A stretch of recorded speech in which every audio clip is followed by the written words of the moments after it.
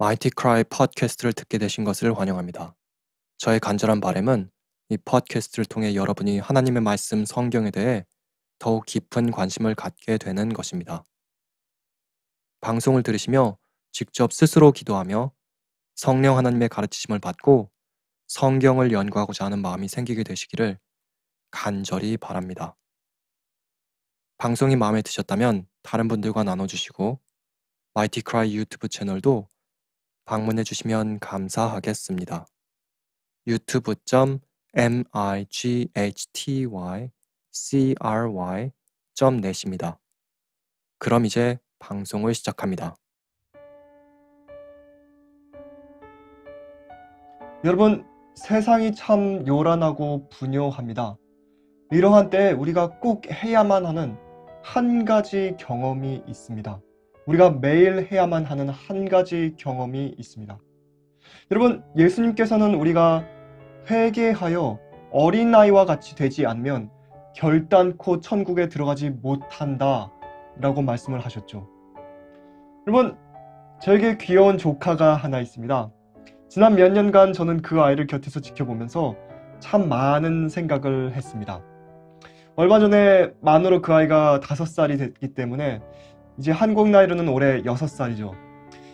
제가 지난 몇 년간 제 조카를 옆에서 지켜보면서 참 많은 생각을 했는데, 그 중에 하나는 그 조그만 했던 아기가 갓난아기가 크면서 엄마 아빠를 알아보기 시작하고 할아버지 할머니를 알아보고 삼촌을 알아보고, 여러분, 우리가 그걸 어떻게 설명할 수 있을까요? 아무것도 몰랐던 아기가. 여러분, 사실은 그런 것들이 다 기적이죠. 그 조그만 아기가 크면서 지능이 발달하고 말을 조금씩 알아듣기 시작하고 엄마 아빠 말을 한두 마디씩 하기 시작하고 몸을 조금씩 가누기 시작하고 나중에는 기어다니고 걸어다니고 뛰어다니고, 여러분, 사실은 그게 다 기적입니다. 현재 우리 각 사람이 살아서 숨쉬고 있는 것이 기적인 것처럼 말입니다. 그런데 정말 놀라운 점은 말이죠, 그 아이가 이제 한국말을 배워서 이제 정말 한국말을 잘합니다. 아이들은 말을 배울 때 근데 참 말을 하고 싶어서 참 안간힘을 쓰더라고요. 어린이나 누가 이제 말을 할 때 어른이 말을 하면 이제 조용히 주시하면서 주의 깊게 듣고, 또 이런저런 주워들은 모든 단어들을 조합해서 어떤 문장을 만들려고 안간힘을 쓰고, 또 이상한 단어들을 이제 만들어서 하기도 하고 이상한 소리를 내가기도 하고 아는 단어들을 내뱉어 가면서 어떻게 해서든 의사 표현을 하기 위해 안간힘을 쓰고, 그렇지 않습니까? 어른들이 하는 것처럼 대화를 하고 싶은데 아직 어떻게 대화를 하는지 잘 모르기 때문에 본인이 아는 선에서 아는 선에서 막 말을 하려고 안간힘을 씁니다. 그러다가 이제 막 반대말을 하기 시작하는 때가 있는데, 그건 그 아이가 누군가와 말을 주고받기 위해서 이제 주고받고 싶어서 아이가 자기가 대화를 하는 것이라 착각하는 가운데 그렇게 한다고 하죠. 물론 그때 어른들은 짜증이 나고 미칠 지경이죠. 하는 말마다 아이가 반대로 대꾸를 하니까 말입니다. 그러나 그 단계를 잘 지나가고 나면 이제 제법 문장다운 문장을 구사하고 시간 개념이 문장에 들어가고 동사와 명사와 형용사를 적절히 사용해 가면서 자연스럽게 모든 언어의 요소들을 문장에 섞어서 말다운 말을 하기 시작합니다. 여러분, 사람의 두뇌가 얼마나 신묘막측하게 창조된 것인지, 그게 기적이 아니면 무엇이 기적이겠습니까? 우리는 하나님의 창조하신 세계를 볼 때 하나님의 창조의 능력을 볼 수 있는 영적인 시야를 가져야 합니다. 세상의 죄악에 익숙하여져서 우리의 눈이 영적으로 너무나 어두워졌습니다. 그래서 우리는 늘 주변에서 일어나고 있는 하나님의 기적들을 볼 수가 없는 것입니다. 참고로 저는 이제 해외에 살고 있기 때문에 저희는 영어를 쓰는 외국인을 만날 일이 참 많습니다. 저희 조카도 이제 자연스럽게 영어를 접하게 됐는데, 어느 순간엔가 엄마와 아빠와 주변 사람들은 다 영어로 말을 할 수 있고 또 영어를 다 알아듣는데 본인만 영어를 못한다는 것을 아이가 깨닫게 됐습니다. 영어를 알아듣고 말을 할 줄 아는 사람들을 얼마나 부러워하는 게 제 눈에 보이던지, 그 아이가 한 번은 할머니에게 물어보더라고요. "할마, 나도 어떻게 하면 영어를 할 수 있어?" 하고 할머니에게 그 아이가 물어보더라고요. 누가 무슨 말을 하면 "야, 방금 그 말이 무슨 뜻이야?" 하고 물어보고, 영어를 너무 하고 싶어서 혀를 막 꼬아가면서 말도 아닌 우스꽝스러운 이상한 소리를 내어가면서 그게 본인은 영어를 하는 거라고 하고 여러분 말을 배울 때 아이들이 그렇게 합니다. 그러나 그런 과정이 지나면서 누가 가르쳐 준 것도 아니고 그런데 자연히 새로운 언어를 배우기 시작하죠.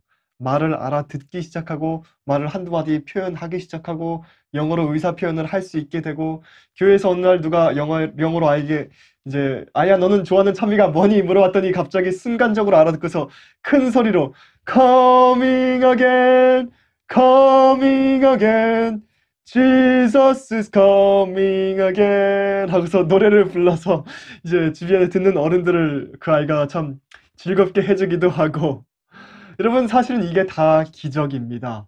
아이가 책을 보고 언어를 공부한 것도 아니고 유튜브 인강을 들은 것도 아니고 뜻을 알아가기 위해 사전을 열심히 찾아본 것도 아니고 굳이 외우기 위해서 몇백 시간을 노력한 것도 아닌데 외우려고 단어장을 들고 다니면서 외운 것도 아닌데 어느 순간인가 자연스럽게 언어를 할 수 있게 된 것입니다.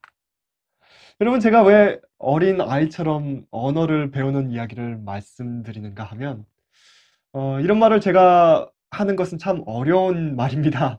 그러나 우리 마지막 교회에는 신학자들이 참 많이 있습니다. 요즘 평신도들도 신학자들만큼 원어도 많이 아는 분들이 많고 지식이 정말 해박하신 분들이 정말 많이 있습니다. 근데 정말 안타까운 점은 교회 안에 진리에 대한 지식은 인류 역사상 가장 많이 축적되어서 우리가 정말 많이 알고 있습니다. 그런데 제가 일일이 언급할 필요는 없겠지만 이 세상에 있는 모든 문제들이 마지막 교회 안에 다 있다는 것. 여러분 이것은 정말 안타깝고 정말 큰일이 아닐 수 없습니다. 어디서부터 잘못되어서 마지막 교회가 이런 모양을 갖게 된 것일까요? 경건의 모양은 있는데 그 능력은 상실되어 있는 뜨뜻미지근한 라오디게아 교회. 여러분 언어를 배우는 데는 여러 가지 방법이 있습니다. 한국에서는 영어를 언제부터 배우죠? 저도 한국에 이제 살 때 국민학교 때부터 영어를 배우기 시작했던 기억이 납니다. 한국인들은 국민학교 때부터 대학 졸업할 때까지 영어를 계속 배우는데 막상 외국에 나가면 한마디도 제대로 알아듣지 못하고 하고 싶은 말을 한마디도 제대로 못하는 경우가 정말 많습니다. 대다수의 경우가 그렇습니다. 여러분 왜 그럴까요? 여러분 그 이유는 언어를 배우는데 매우 비정상적인 방법으로 배우기 때문입니다. 단순한 마음으로 정말 어린아이가 언어를 배우는 것처럼 접근을 해서 배우면 배우는 속도도 빠르고 구사하는 문장의 구조도 책을 통해 학문적으로 접근하여 배우는 것보다 완전히 다르고 배우는 것도 훨씬 더 배워서 이제 훨씬 더 자연스럽게 또 말을 할 수가 있습니다. 외국어로 10년을 걸려도 이제 대화를 할 수 없는 대화를 이제 책을 통해서 배운 이제 10년을 걸려서 책을 통해서 배운 외국어를 어 10년이 걸려도 배워서 할 수 없는 대화를 어린아이처럼 접근을 하면 3개월에서 6개월이면 할 수 있습니다. 이 점을 이제 많은 사람들이 증명을 했는데요. 그래서 요즘 이제 쉐도잉이라는 이제 특이한 이제 언어 학습법도 등장을 하고 참 흥미로운 시대에 우리가 살고 있죠. 제가 이제 이 점을 중국에 방문해서도 제가 직접 느꼈습니다.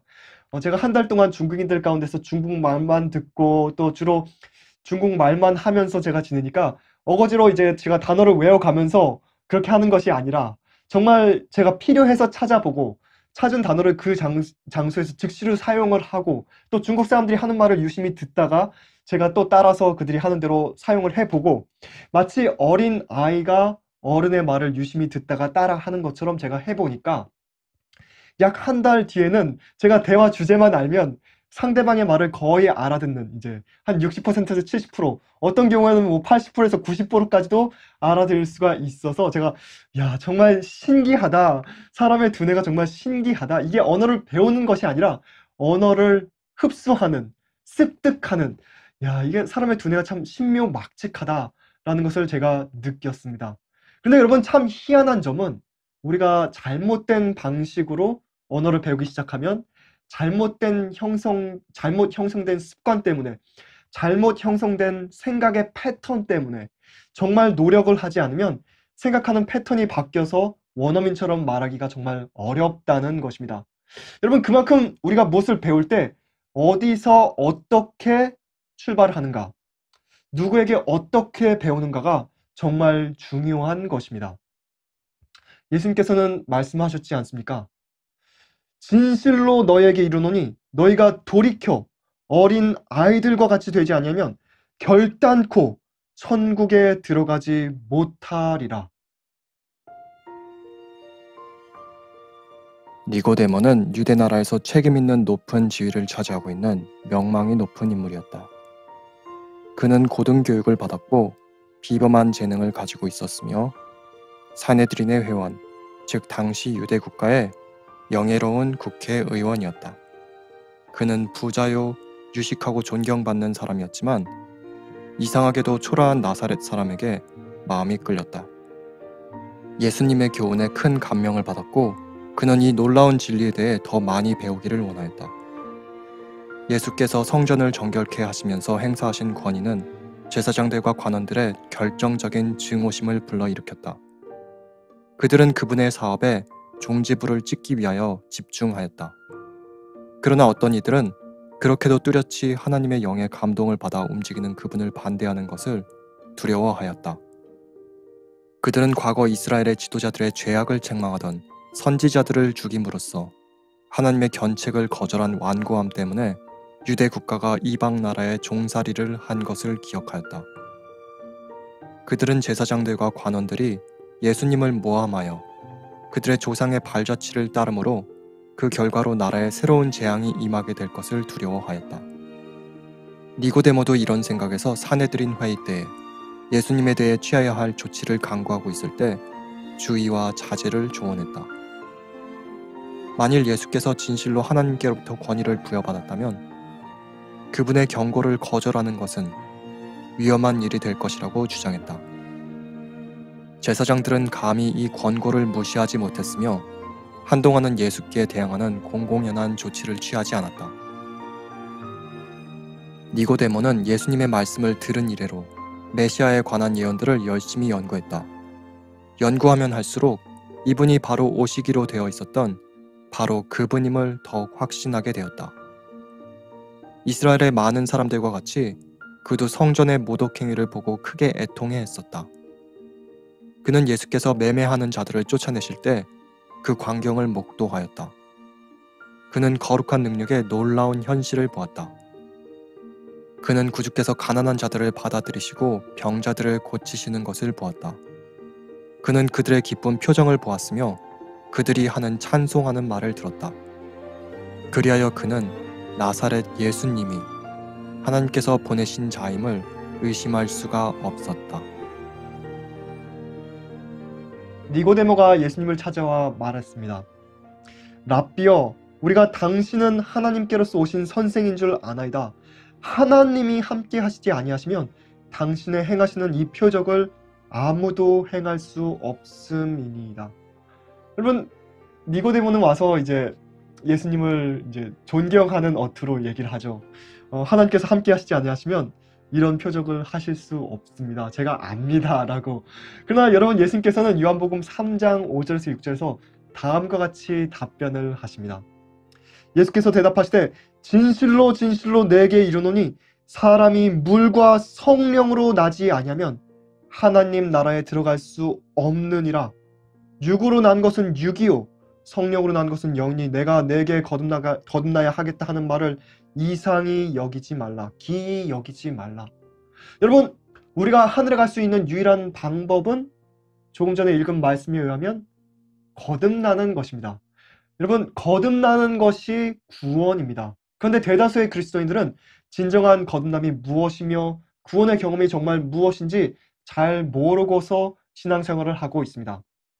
그냥 교회에 가서 예배를 드릴 때 감정적인 음악을 따라 부르면서 감동적인 설교를 들을 때 마음이 후끈후끈하고 눈물이 좀 나오고 그러면 이게 구원인가 보다 라고 생각을 합니다. 내가 구원의 경험 가운데 있구나 라고 생각을 합니다. 그러나 여러분, 정말 그게 구원일까요? 또한 어떤 경우에는 교회에 열심히 다니고 헌금을 열심히 내고 정직하게 11조를 내고 교회에 열심히 헌신만 하면 나는 구원 가운데 있다라고 생각하는 사람들이 정말 많이 있습니다. 그러나 그게 정말 구원일까요? 여러분, 우리가 죽음을 맞이하게 됐을 때, 죽는 순간에 우리가 두려움 가운데 떠는 것이 아니라 정말 하늘의 평안 가운데 I know whom I have believed. 나의 의뢰한 자를 내가 알고 라고 정말 양심적으로 나는 나의 구세주 예수님을 안다 라고 첫째 부활의 확신 가운데 눈을 감을 수 있는 사람은 정말 몇이나 될까요? 여러분, 니고데모가 예수님을 찾아온 이유는 무엇이었습니까? 여러분, 니고데모는 정말 경건한 사람이었습니다. 그는 진리의 탐구자였습니다. 그는 교회를 정말 열심히 다니는 사람이었고 정말 11조를 완벽하게 계산하여 철저하게 하나님께 돌려드리는 사람이었습니다. 그는 주변의 어려운 사람들을 잘 도와주는 구호 봉사를 아주 잘하는 사람이었습니다. 그는 성경 지식이 해박했고 사람들에게 성경을 강론하는 이스라엘의 선생이었습니다. 그는 설교를 아주 논리정연하게 잘하는 사람이었고 그의 삶을 보고 그의 설교를 듣고 많은 사람이 은혜를 받았다고 말을 하는 그런 사람이었습니다. 그는 선하게 살길 갈망하며 최선을 다해 사는 사람이었습니다. 그는 교회를 지키기 위해 최선을 다해 노력하는 사람이었습니다. 그러나 여러분, 바로 여기에 포인트가 있는 것입니다. 그는 거듭난 사람은 아니었습니다. 그는 성령으로 다시 태어난 사람은 아니었습니다. 마음속 깊은 곳에 아직 해결되지 않은 죄의 문제를 갖고 있는 사람이었습니다. 그의 마음은 새롭게 되어 하나님과 일치된 마음이 아니었던 것입니다. 그는 진리를 연구하면 할수록 예수님께서 오시기로 예언된 바로 그 메시아인 것 같다는 확신을 갖게 되어 예수님께 나온 사람이었죠. 그는 진리에 설득되어 예수님께 나온 사람이었지만 진리로 인해 거듭나서 구원 가운데 있는 사람은 아니었던 것입니다. 니고데모는 깨끗한 삶을 살고 있는 사람이었고 니고데모를 정죄할 사람은 없었습니다. 그는 정직했으며 사람의 눈으로 볼 때 흠잡을 곳이 전혀 없는 그런 사람이었습니다. 그러나 예수님께서는 니고데모를 보시고 그에게 참 하나님의 남은 교회를 위해 애쓰고 있다라고 칭찬하시지 않으시고 예리하게 정곡을 찌르는 말씀을 하셨습니다. 그가 꼭 들어야만 하는 말씀을 하셨습니다. 진실로 진실로 내게 이르노니 사람이 물과 성령으로 나지 아니하면 하나님 나라에 들어갈 수 없느니라. 육으로 난 것은 육이요 성령으로 난 것은 영이니 내가 내게 거듭나야 하겠다 하는 말을 기이 여기지 말라. 여러분, 예수님께서 이 세상에 오신 이유에 대해 성경은 다음과 같이 말씀하고 있죠. 마태복음 1장 21절입니다. 아들을 낳으리니 이름을 예수라 하라. 이는 그가 자기 백성을 저희 죄에서 구원할 자이심이라. 여러분, 예수님께서 베푸시는 구원은 어떤 구원입니까? 성경은 예수님께서 베푸시는 구원이 뜨끈뜨끈한 감정이라고 말씀하지 않습니다. 흥분적인 황홀경이라 말씀하지 않습니다. 성경은 구원이 그저 나의 지은 모든 죄의 사법적인 용서와 영생이라고 말씀하지 않습니다. 성경은 예언을 이해하고서 느끼는 희열과 감동이 구원이라고 말씀하고 있지 않습니다. 여러분, 성경에는 우리의 구원에 관한 문제를 아주 단순하게 그 누구도 오해할 수 없도록 분명하게 말씀하고 있습니다. 성경은 매우 분명하게 예수님께서 우리에게 주시는 구원은 바로 죄로부터의 구원이다 라고 말씀하고 있습니다. 그가 자기 백성을 저희 죄에서 구원할 자이심이라. 여러분, 우리는 우리 스스로에게 이런 질문을 할 수 있겠죠. 예수님은 나에게 어떤 분이신가? 나를 죄로부터 구원하신 분이신가? 아니면 나는 여전히 죄 가운데 있는가? 나는 여전히 죄를 사랑하는가? 나는 여전히 죄된 것들이 좋은가? 여러분, 이 질문에 대한 답은 우리가 지금 하늘에 속한 자인가?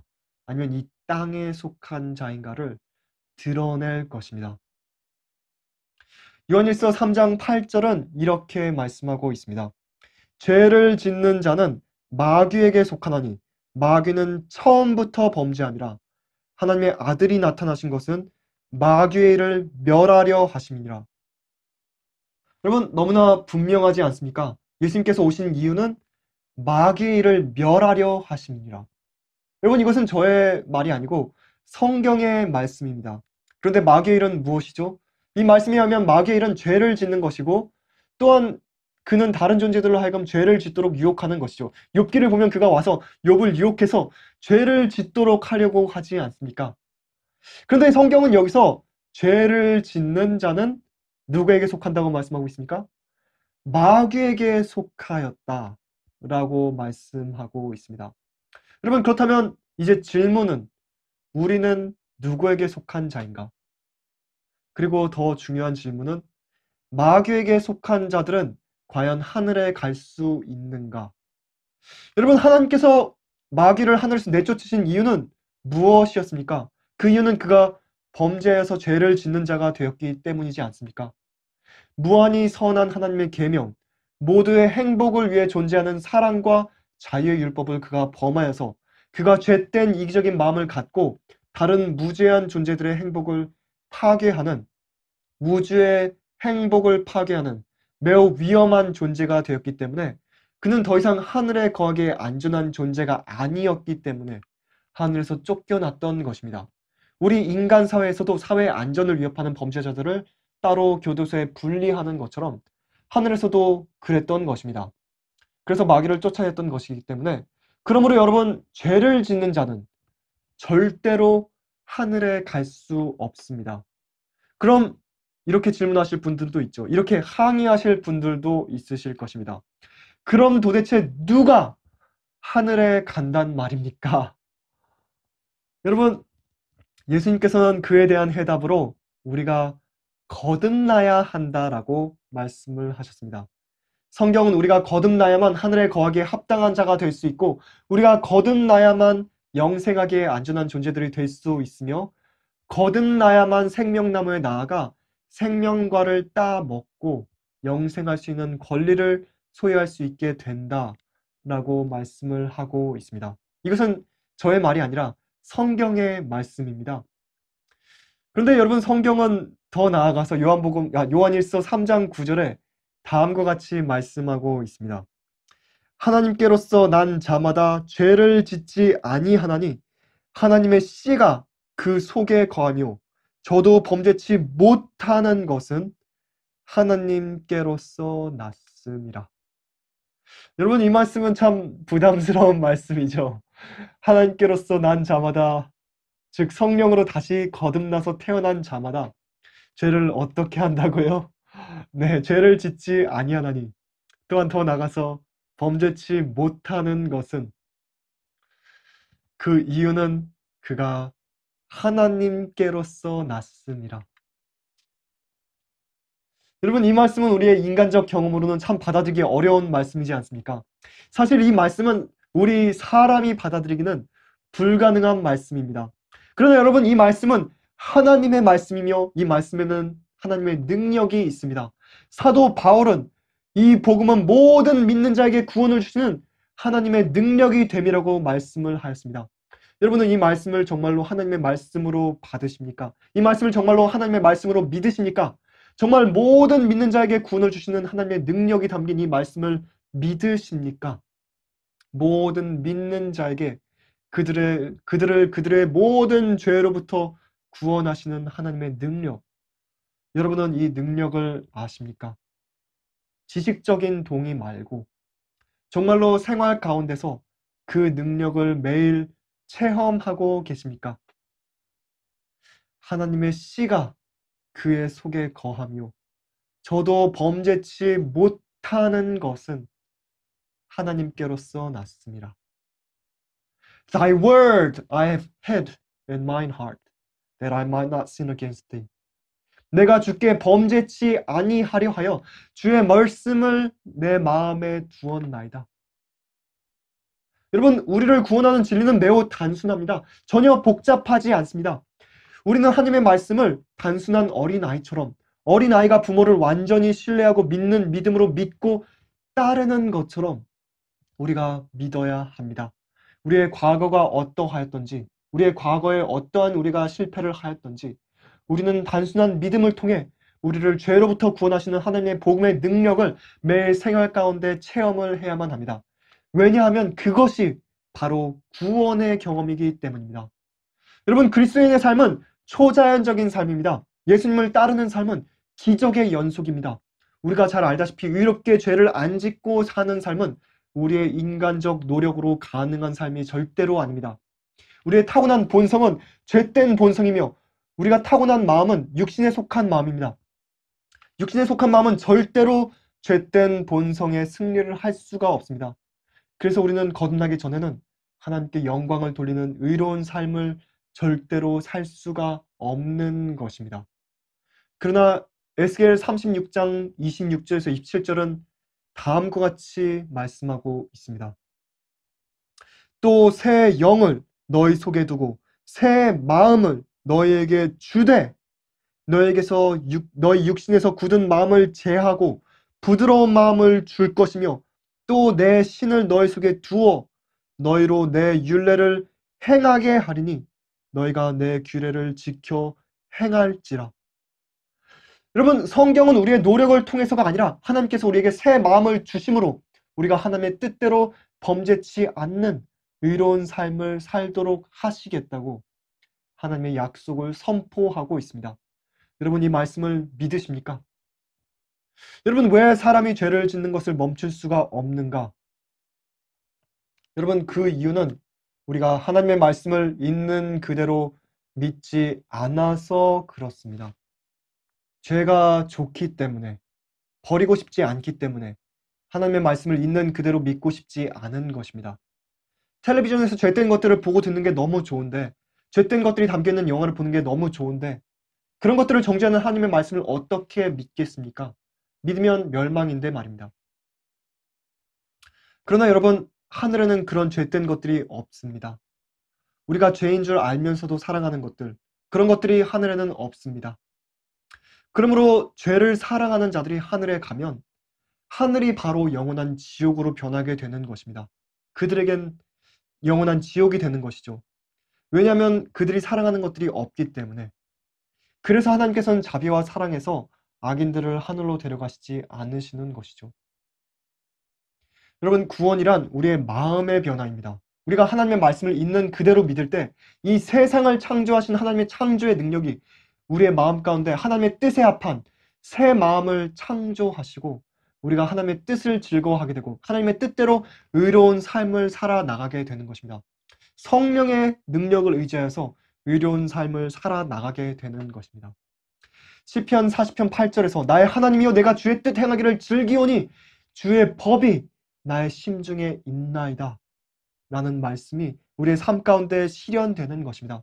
이것이 바로 거듭남의 경험이며 이것이 바로 초자연적인 거듭남의 경험인 것입니다. 이 경험은 우리가 우리의 노력으로 만들어낼 수 있는 경험이 아니라 성령의 역사죠.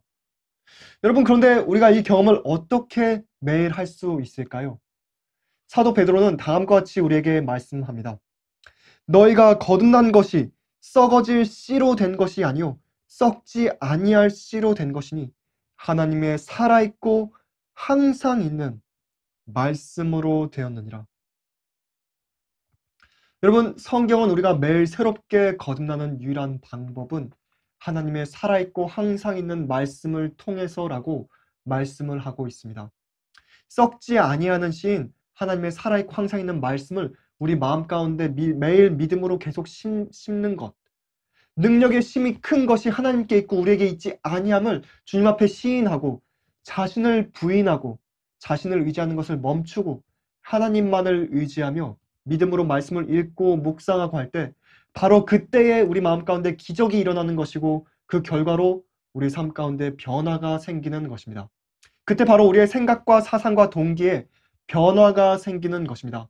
마치 새로운 언어를 배울 때 우리가 매일 원어민의 발음을 계속 듣고 보면서 흉내를 내고 해야 말을 배울 수 있는 것처럼, 어린아이가 부모의 말을 듣고 계속 흉내를 내는 것처럼, 우리는 주님의 형상으로 우리의 품성이 회복되기 위해 매일 주님의 품성을, 하나님의 살아있고 항상 있는 말씀을 통해 바라보아야 하는 것입니다. 왜냐하면 우리는 바라봄으로 변화되기 때문입니다. 여러분, 그래서 우리가 잘못된 교리를 믿지 않는 것이 중요합니다. 잘못된 교리를 믿으면 우리가 하나님을 오해하게 되고, 하나님을 오해하게 되면 하나님의 품성을 오해하기 때문에 우리가 잘못된 품성으로 꼴지어지게 되기 때문이죠. 마치 잘못된 발음을 가진 사람에게서 언어를 배우면 잘못된 발음을 갖게 되는 어, 잘못된 발음을 갖게 되고 많은 경우에 평생 고칠 수가 없게 되는 것처럼 말입니다. 참 흥미로운 예로 어떤 이제 외국 사람이 중국어를 배우는데 이제 본인은 이제 선생님이 보통화를 한다고 생각을 했어요. 표준 중국어인 보통화를 한다고 생각했는데 나중에 알고 보니까 완전 지역 방언이었던 것입니다. 그래서 그가 중국에 갔는데 사람들이 그의 말을 알아들을 수가 없었다고 그래요. 나중에 알고 보니까 그가 저기 먼 지방에 방언을 배운 것이었다고 합니다. 여러분, 그렇듯이 우리가 가장 완벽한 원어민의 발음을 계속 들어야 가장 완벽한 원어민의 발음을 우리가 낼 수 있는 것처럼, 우리가 진리를 똑바로 이해하고 올바로 이해하고 우리의 완전한 모본이신 예수 그리스도를 올바로 이해하고 매일 바라보아야, 그래야 우리의 품성에 변화가 생기고 우리의 삶에 변화가 생기는 것입니다. 그래서 우리가 올바른 복음을 올바로 이해하는 것이 그렇게 중요한 것이죠. 근데 여러분, 참 흥미로운 점은 언어를 배울 때 가끔씩 며칠에 한 번씩, 한 달에 한 번씩 이런 식으로 새로운 언어를 배울 때 가끔씩 공부함으로 성공한 사람을 저는 단 한 번도 본 적이 없습니다. 새로운 언어를 마스터하려면 매일 끈질기게 공부하고 매일 끈질기게 사용을 해야 합니다. 우리의 복음의 경험도 동일합니다. 여러분, 우리가 하나님의 말씀을 왜 연구합니까? 그저 세상의 책들을 보는 것처럼 하얀 것은 종이고 검은 것은 글자고 세상의 책들을 보는 것처럼 우리가 지식을 얻기 위해서 보는 것입니까? 물론 우리가 성경에서 지식도 얻어야 하죠. 진리의 지식을 얻어야 합니다. 저도 굉장히 학구적인 사람이고 저도 진리의 지식을 쌓는 것을 굉장히 좋아합니다. 그러나 우리가 성경을 왜 봅니까? 우리가 소설책을 보는 것처럼 즐겁게 즐기려고 보는 것입니까? 물론 하나님의 성령의 감화 아래서 우리가 말씀을 볼 때 정말 이 땅에서 경험할 수 없는 깊은 기쁨을 느끼게 됩니다. 정말 진리를 깨닫게 될 때 정말 어떻게 설명할 수 없는, 어떻게 형용할 수 없는 그 놀라운 감격, 그게 있죠. 그러나 우리가 말씀을 보는 이유는 무엇입니까? 우리가 논쟁에서 승리하기 위해 나의 교리가 옳다는 사실을 남에게 증명하기 위해서 말씀을 연구하는 것입니까? 여러분, 변증하기 위해 성경을 사용하는 것은 사실은 본래 하나님께서 성경을 우리에게 주신 목적은 아닙니다. 우리가 그런 목적을 위해 사용하게 될 수밖에 없지만, 사실 우리가 말씀을 보는 이유는, 말씀을 보는 목적은, 하나님께서 우리에게 말씀을 주신 목적은 우리가 말씀을 통해 하나님을 만나기 위해서입니다. 우리가 말씀을 통해 주님의 품성을 바라보고 주님의 생각과 사상과 동기가 나와 동화되기 위해, 주님의 생각과 사상과 동기가 나의 마음 가운데 심어지기 위해, 나를 부인하고 그리스도와 하나가 되기 위해 성경 말씀을 보는 것입니다. 겸손한 마음으로, 정말 변화되기를 갈망하는 마음으로, 간절한 마음으로 성령의 역사를 간구하며 말씀을 통해 예수님의 품성을 우리가 매일 바라볼 때, 성령의 역사로 깨달은 진리에 단순한 어린 아이와 같은 믿음으로 우리가 순종할 때, 그때 비로소 성령의 역사의 결과로서 우리가 변화를 받는 것입니다. 우리의 생각과 사상과 동기가 주님과 일치하게 되고 성령의 능력이 정말 우리가 믿음으로 믿을 때, 우리가 믿음으로 말씀에 굴복하고 순종할 때, 그때 우리의 삶 가운데, 우리의 생각 패턴 가운데 의로운 습관이 형성이 되고 의로운 습관이 반복이 되어서 우리의 품성으로 고정될 수 있도록 성령께서 역사하시는 것입니다. 우리가 늘 성령의 음성을 듣고 성령을 의지해서 사는 품성이 형성이 되는 것입니다. 여러분, 의와 거룩함에 대한 갈망은 좋은 것입니다.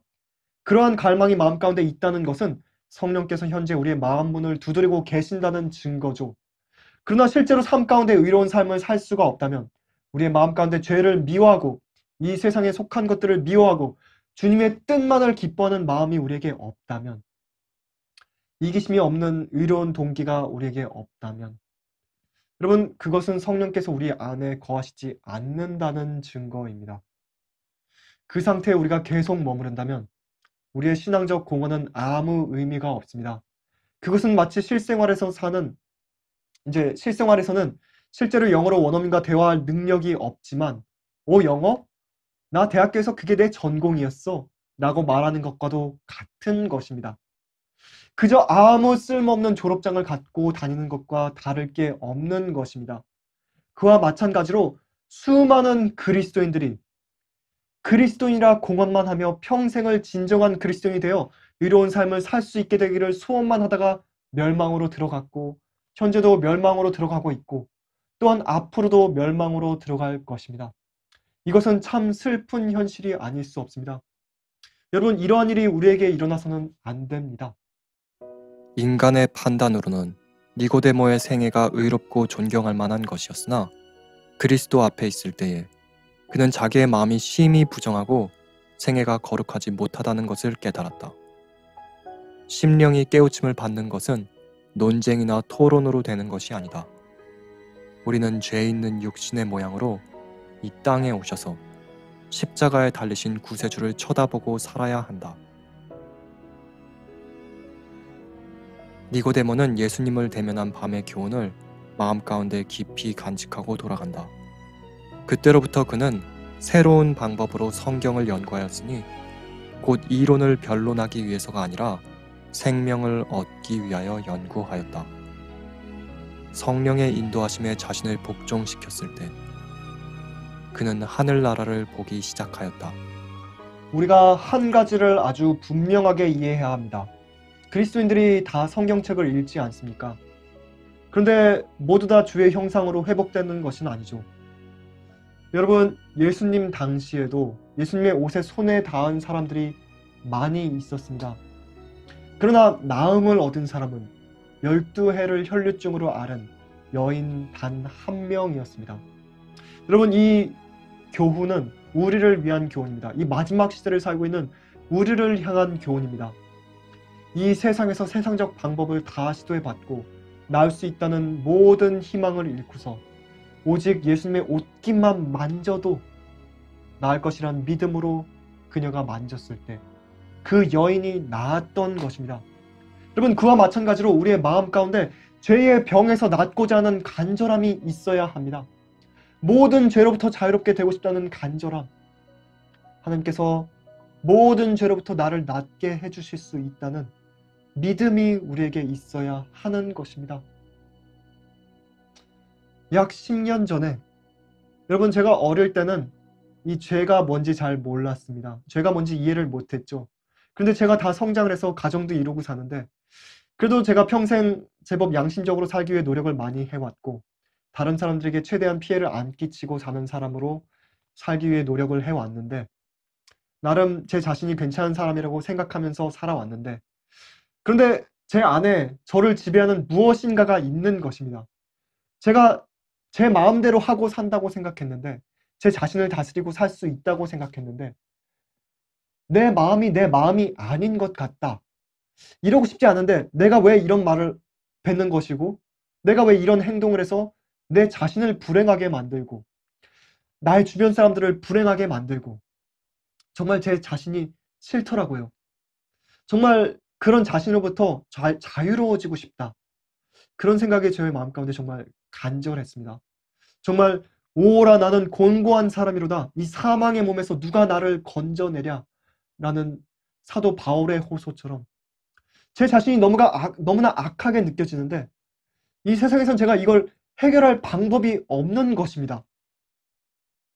그래서 저는 그때까지 하던 대로 술을 더욱 의존하고 마음 가운데 고통 가운데 이제 현실을 도피하면서 살았는데, 그 와중에 어느 날 밤 제가 해변가 곁에 차를 대고 조깅을 하는데, 참고로 제가 살던 도시는 해변 도시라서 이제 밤에 사람들이 해변가에 차를 대고 조깅을 많이 합니다. 그래서 제가 차를 해변가에 대고 조깅을 하는데 조깅을 한 30분 하고 돌아오니까 차에 도둑이 들어서 휴대폰하고 돈을 훔쳐간 겁니다. 어떤 분들은 이제 뉴질랜드가 지상의 마지막 남은 낙원이라고 이제 말씀을 하시는데 전혀 아닙니다. 정말 지상에 마지막 남은 낙원이 있다고 할지라도 여러분, 이곳에 사는 사람들 또한 지구의 다른 곳 사람들처럼 죄된 사람들이고, 죄된 타락한 사람들은 어느 곳이나 다 똑같습니다. 그들이 즐기는 죄악이 똑같고, 그들이 하는 말들이 똑같고, 그들의 행동이 똑같고, 참고로 뉴질랜드는 21분마다 차 한 대가 도둑을 맞는 아주 지독하게 차도둑이 많은 나라입니다. 그런데 아무튼 차도둑이 제 휴대폰하고 지갑에 안에 이제 돈은 가져갔는데 지갑하고 신분증하고 은행 카드들은 또 다 두고 갔더라고요. 참 희한하죠. 보통은 다 훔쳐가는데 말입니다. 그런데 아무튼 제가 휴대폰을 이제 다시 구입했어야 했는데 그 무렵에 마침 휴대폰이 막 출시가 되어서 인기를 얻고 있던 당시였습니다. 제가 휴대폰을 잃어버리지 않았으면 제가 새로 안 샀을 텐데 휴대폰을 제가 잃어버려서 이제 도둑을 맞아서 휴대폰을 새로 사는 김에 '스마트폰을 한번 사 보자.'라고 제가 생각을 하고 스마트폰을 샀죠. 그리고 처음에는 이제 스마트폰이 참 신기해서 제가 거기에 게임을 깔아서 게임을 했는데 시간이 지나면서 마음 가운데 '내가 한번 성경 앱을 받아서 읽어 보면 어떨까?' 그런 생각이 마음 가운데 떠올랐습니다. 그래서 저는 이제 성경 앱을 받아서 매일 아침 성경 말씀을 딱 한 장, 딱 한 장, 많이 읽은 것도 아니고 제가 딱 한 장씩 읽기 시작했습니다. 그런데 여러분 아십니까? 제가 정말 지푸라기라도 잡고 싶은 심정으로 성경 말씀을 읽기 시작했는데 말씀을 읽으면 읽을수록 성경 말씀은 하나님께서 저에게 하시는 말씀으로 다가왔습니다. 하나님께서 저에게 직접 하시는 말씀으로 다가왔습니다. 그리고 저는 기도를 하게 됐습니다. 성령 충만함이 무엇인지도 모르고 성령 충만함을 강구하면서 매일 아침 저의 육신적 생명의 위기에 처하여 있는 것처럼 저는 하나님의 말씀을 붙잡고 읽는데 하나님의 말씀은 좌우의 날선 검처럼 저의 혼과 영과 골수와 관절을 찔러 쪼개는 저의 마음의 생각과 뜻을 감찰하여 저의 마음을 개조하는 능력으로서 저에게 다가왔습니다. 처음에는 그 말씀이 잘 이해가 안 갔죠. 읽으면서 이해는 안 가는데 그래도 저는 이 말씀을 하나님의 말씀이다라고 믿고 이 말씀이 나의 생명줄이다라고 믿고 읽었습니다. 그리고 바로 그때에 이 말씀은 저에게 죽은 말씀이 더 이상 아니었습니다. 제가 어릴 때 읽고서 아무런 변화도 받지 못한 그러한 말씀이 아니라 살아있는 하나님의 말씀으로서 저의 마음 가운데 역사하기 시작했던 것입니다. 매일 아침 이 말씀의 능력에 저의 자신을 맡겼을 때 하나님께서 저에게 하시는 말씀이라는 확신을 갖고 여러분 저는 그때부터 주님의 음성을 듣게 되었습니다. 물론 제가 귀를 통해 실제로 음성을 들은 것이 아니고 제가 그때 성령의 음성이 어떤 것인지 알지 못했지만 제가 주님의 말씀을 읽는데 주님께서 저의 삶 가운데 이 길이 정로니 이 길로 가라. 이게 진리다. 라는 감동을 주셨던 것이죠. 제가 주님의 말씀을 읽는데 이 말씀은 몇천 년 전에 그 당시 사람들에게 주시는 말씀이 아니라 오늘날 저에게 지금 저에게 보내신 편지라는 확신이 마음 가운데 깊이 들었습니다. 저는 그때 성경 말씀을 통해 하나님의 음성에 순종하기로 선택하였고 그때부터 저의 삶은 이기적인 자아 만족의 생애에서 180도 돌변하여서 하나님의 뜻을 기뻐하는 삶으로 변하기 시작했던 것입니다. 예수께서 죄로부터 저를 구원하시는 구세주가 되시는 경험을 제가 하기 시작했던 것입니다. 한 번은 제가 어느 날 차를 운전하고 가면서 즐겨 듣던 락 음악을 제가 들으면서 출근을 하고 있는데 마음 가운데 이런 감동을 느끼게 됐습니다. 이 음악이 나에게 영향을 끼쳐서 이 락 음악이 나의 감정으로 하여금 감정 기복을 있게 하는 것이 아닌가. 여러분 저는 그때부터 락 음악을 끊었습니다. 그리고 어느 한 주말 아침에 제가 앉아서 컴퓨터 게임을 하고 있는데 마음 가운데 "너 정말 이걸 하면서 행복하니?" 라는 질문을 듣게 됐습니다. 여러분 저는 그날 이후로 컴퓨터 게임을 한 적이 단 한 번도 없습니다. 저는 그렇게 이 세상에서 즐기던 것들을 하나, 둘 끊기 시작해서 모두 끊었습니다. 그리고 대신에 저는 하나님의 말씀과 사랑에 빠지게 되었습니다. 여러분, 제가 왜 그렇게 했을까요? 누가 그렇게 해야 한다고, 그렇게 해야만 구원이 있다고 저에게 말해줘서 그렇게 했을까요? 여러분은 아닙니다. 더 이상 그런 것들을 즐기고 싶은 마음이 마음 가운데서 완전히 사라졌기 때문에 그렇게 했던 것입니다. 그래서 어느 날 제가 친했던 친구랑 밥을 먹는데 친구가 황당해서 저에게 묻더라고요. 야, 너 도대체 무슨 재미로 사냐? 그 친구는 이해가 안 가는 거죠. 어떻게 컴퓨터 게임도 안 하고 소설도 안 읽고 영화도 안 보고 만화책도 안 보고 술도 안 마시고 담배도 안 피고 세상 음식도 안 먹고 어떻게 그게 가능한지, 어떻게 사람이 그렇게 살 수 있는지, 어떻게 그렇게 변할 수 있는지 그 친구는 도저히 이해가 안 갔던 것입니다. 여러분, 복음은 죄 가운데 영적으로 완전히 죽은 영혼을 살리는 능력이 있습니다. 복음은 모든 믿는 자에게 구원을 주시는 하나님의 능력이 있습니다. 우리를 모든 죄로부터 자유케 하시는 능력이 있습니다. 여러분은 이 능력을 아십니까? 말씀을 통해 십자가에 달리신 예수님을 바라볼 때 우주를 창조하신 창조주 하나님께서 왜 이 땅에 오셔서 작은 세포 하나가 되셔서 9개월 동안 마리아의 뱃속에서 계셨다가 탄생하셔서 인간으로서 이 땅에서 사시고 십자가로 가셨을까? 우리가 그 놀라운 사랑을 묵상할 때 나의 모든 생각을 사로잡아서 하나님께 굴복하는 그 능력, 하나님의 뜻을 기뻐하고 이 세상을 미워하게 만드는 능력, 하나님을 알아갈 때 하나님만을 위해 살고 싶게끔 나의 마음을 변화시키는 능력. 여러분은 그 능력을 아십니까? 나의 날카롭고 난폭한 본성적 성향들을 제어하여서 부드럽고 친절하게 만드는 그 신기한 능력을 여러분은 아십니까? 여러분, 우리는 이 능력을 매일 우리의 삶 가운데 체험해야만 합니다.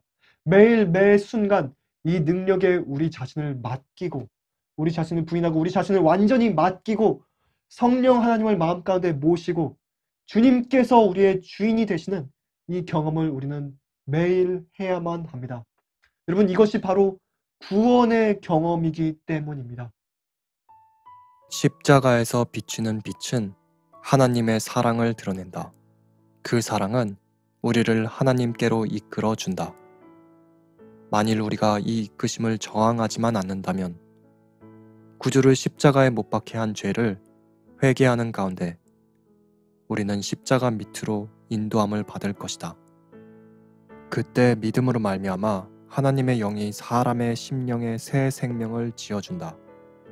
사상과 욕망은 그리스도의 뜻에 복종하게 된다. 심령은 우리 속에 역사하시어 모든 것을 자기에게 복종하게 하시는 그분의 형상으로 새로 지음을 받는다.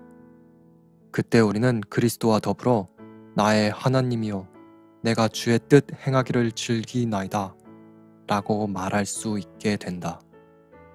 여러분, 성경은 시작인 창세기에서 인류가 하나님의 형상을 잃어버리는 과정을 기록하면서 시작하지만 끝인 요한계시록에서는 하나님의 형상이 완벽하게 회복된 사람들을 묘사하면서 끝이 나고 있습니다.